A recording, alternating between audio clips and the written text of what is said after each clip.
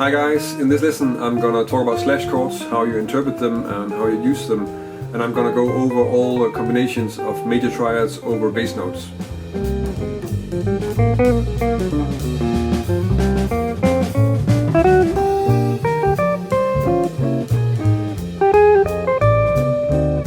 If you're busy with music that has extended chords and progressions with more alterations and extensions like jazz or fusion, then it's quite likely that you're going to come across some slash chords.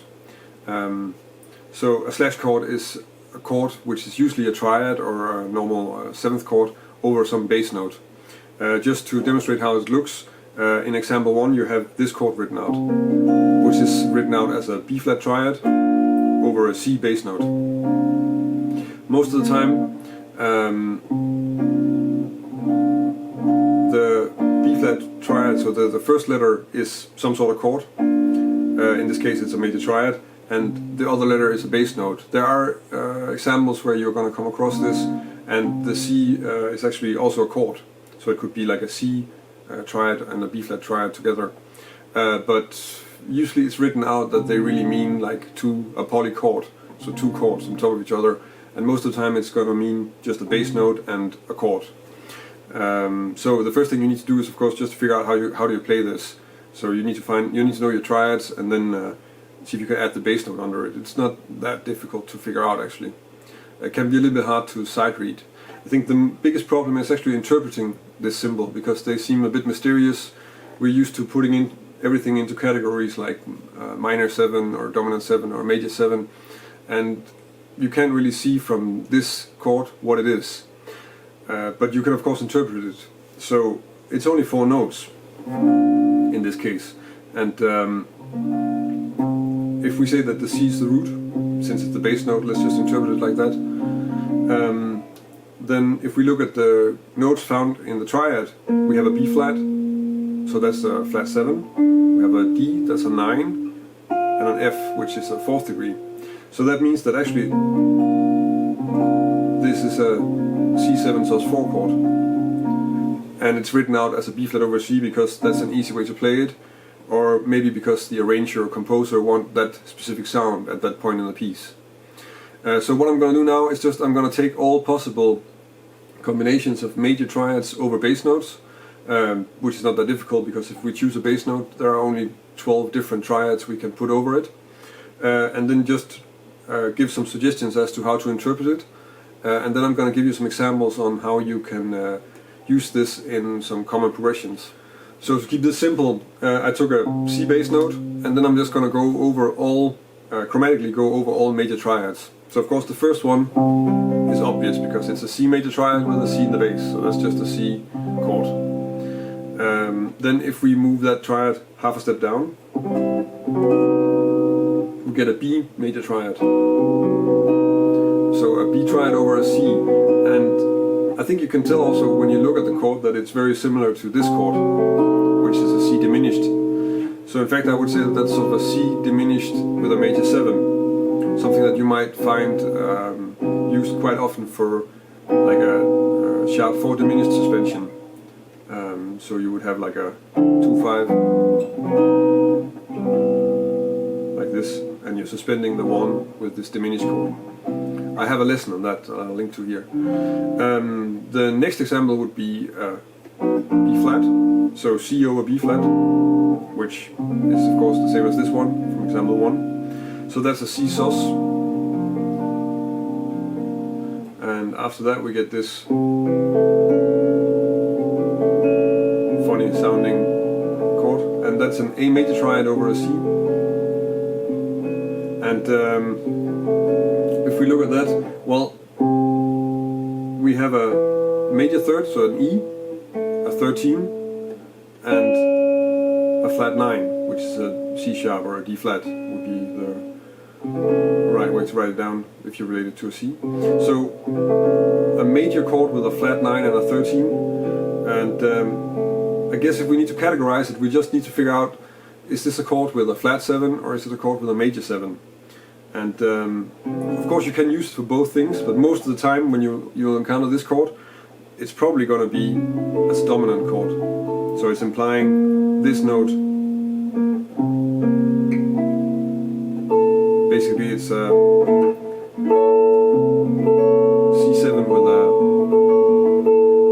with a 13 and a flat 9, so some sort of diminished harmony. The next example is an A flat over C.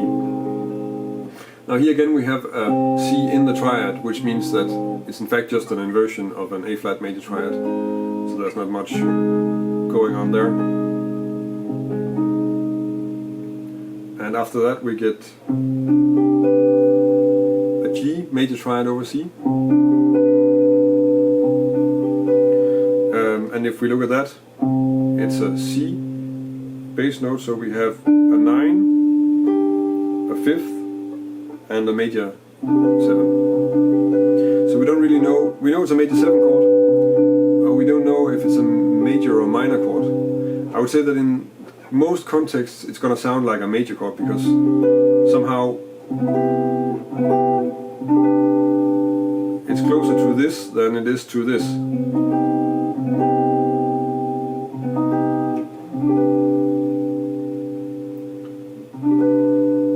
And as also, it's actually sort of the basis of a chord that I use quite a lot, which is this, which is the same triad, but then with this bass note, which I use for a C major 7 chord. The next one is a G flat triad over C, and here we get D flat, so a flat 9, flat 5, and a flat 7. So we know it's a flat 7 chord. We don't really know if it's a major or minor chord,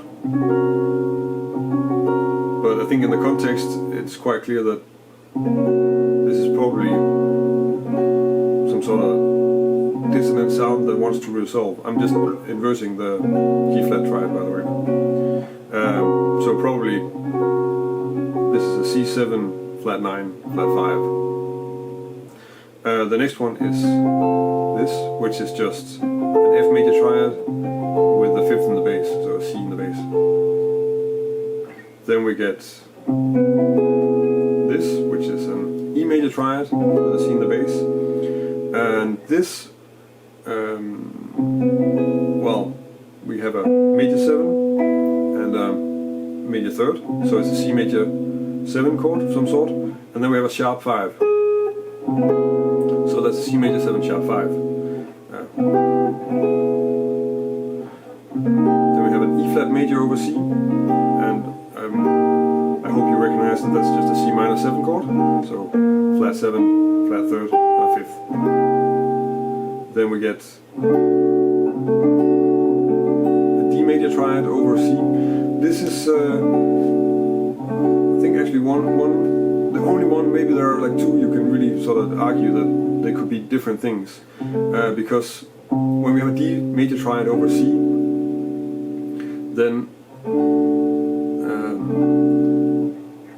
we have no 3rd and we have no 7th. We have a 13, a 9, and a flat 5 or sharp 11. In most places where I come across it, when they use this voicing, it's used as some sort of major 7 sharp 11 sound. But you can also come across it where you could interpret it as being actually a C7 with a sharp 11. So this kind of sound. So that's you kind of need to suss that out from the chords around it, what it is. So if it's so that means that if it's really clearly in the place of a major 7 chord, then probably it's a major 7 chord, and if it's clearly in the place where you would normally have a dominant, then it's probably going to be interpreted as a dominant.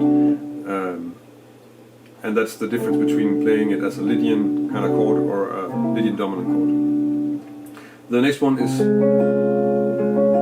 D flat over C, which is some sort of Phrygian sounding chord.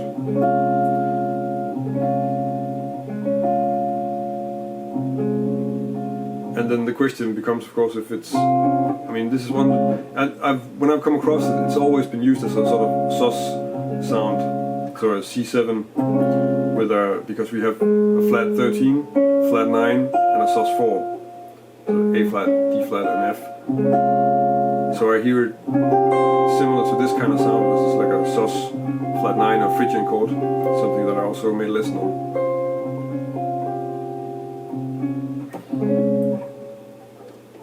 And yeah, the thing is, you could argue that maybe sort of the sus thing means that it has it implies a major third, or it implies a minor third. That's a little bit how you want to interpret your sus chords. And then we're back on C. So that's all the voicings. So the best way to deal with and understand these type of voicings is to really just take them apart and look at, okay, what notes do we have, what extensions over this root note this is going to give us.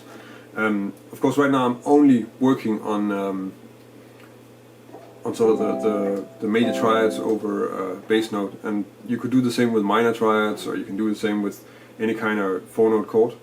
But most of the time when you have the 4-note chords, the bass note or the slash thing would be something like D minor 7, D minor 7 with C in the bass to B half diminished. And there you kind of see that the point of the chord is actually like a bass movement. So it kind of has another function. With the triads over bass notes, usually you have them taking the place of something that you already know, like a tonic chord or a dominant chord. And what you also see is that some of the chords that we come up with are just normal chords, so it's really just a C minor 7 in this case, for instance. Let's just try and put these chords to use in some examples. So the first example is a 2-5-1 in the key of F, and it sounds like this.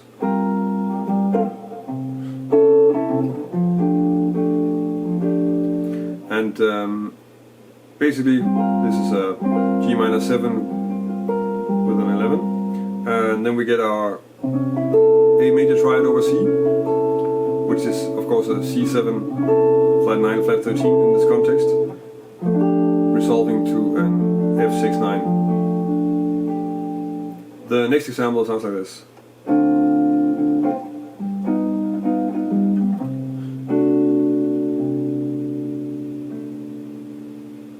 And what I'm playing here is D minor 7, G7 flat 13 or sharp 5, and then I'm resolving that to a C major 7 sharp 11, which I'm using a D over C kind of voicing for.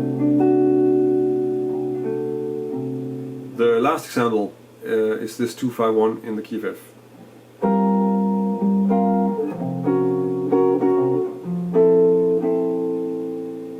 So again, G minor 11, and then this G flat over C, which is a C7 flat 9 flat 5, and then I'm resolving that to this straightforward drop 2 F major 7 voicing. So that was a few examples on how these slash chords can be used within a progression. And I chose not to write them down as slash chords, but write them down as the functions, or as the dominant chords that they are. And then you just have to remember that the slash chords are voicings. I think that's also the best way to use them, in a way that you think of them as another way to just voice a certain type of chord, and then see if you like that voicing, if you like the sound, then you can use it like that. That's the best way to apply it. Right now in this lesson, we really put the bass note as a bass note. But if you want to explore this sound, it's of course also possible to do that without having this note in the bass, because most of the time when you're comping, you probably don't play the bass note. And instead of just playing the triad, you can actually use the other note as part of the chord too. So you can get some funny sounding chords by having the note on top, for instance, in the example with the G flat. So that's something you can explore too. It might be something, if you want me to do a lesson on this, I can do that. Let me know, leave a comment on the video, and then I can start working on it. There are a few really nice voicings that are easy to understand if you think of them like that. I hope it's clear from this lesson that the method that I'm using to analyze these chords and understanding them is partially just that I'm looking at the triad and then relating all the notes in the triad to the root. And of course you can do that with a minor triad and with a diminished triad too, and augmented triads. And for the rest you need to rely on the context. I don't have a context for all the different options here because I'm just taking this triad and moving it around over a static root. But you do need to pay attention to the key. You need to pay attention to what are the chords before, and what is going to fit with the melody and stuff like that. And that's half of interpreting it. But first you just need to sort of figure out like what might it be, what is the implied third, what is in there in terms of a seventh or a third. Those are the two first notes you want to sort of figure out if you can. And then you can realize like what kind of chord, what kind of scale fits it. That's a different thing, of course, but once you can categorize the chord, you can sort of get close to what kind of scale you can fit to it and what you can do with it. I hope you can use the stuff that I covered here. If you like this lesson, then please like it here on YouTube. And if you have any questions or comments, something that's unclear or something that you want further explanation on, then leave a comment on the video or connect with me on social media. I'm on Facebook and Instagram and Twitter and Google+. And I will be happy to answer any questions you have. If you want another video where I start working a bit more with the different kind of voicings you can create by not having the bass note as a bass note, but really thinking more of in terms of it being a part of the chord, then let me know there. There are a few interesting sounds you can get out of that. If you have any ideas for topics, other stuff that I should cover in lessons, then I'm also happy to hear that. It's always nice to hear what you guys think about the lessons, and if you have ideas for stuff that I should cover in the lessons. So I'm grateful to hear any such comments.